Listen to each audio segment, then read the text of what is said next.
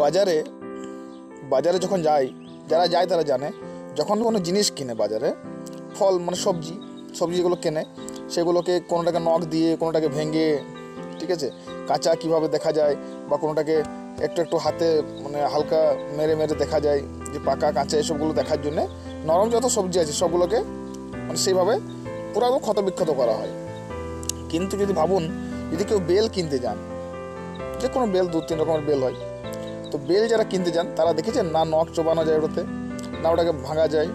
আমরা কী করি, এটা আন্দাজ মতো কিনে নিই, ঠিক আছে।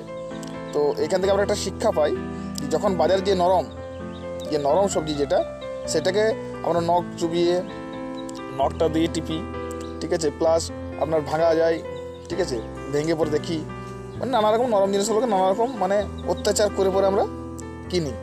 কিন্তু যখন কয়েদ বেল কিনি বা এমনি বড় বেল কিনি, তখন কিন্তু বেলটা অনেক শক্ত, তো ওটাকে তো কিছু করা যায় না, সেটাকে আমরা আন্দাজ মতো নিই। নারকেল যখন কিনি তখন আমরা আন্দাজ মতো কিনি।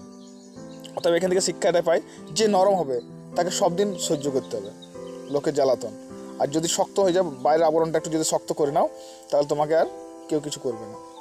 এটা কিন্তু খুব দারুণ একটা মোটিভেশন।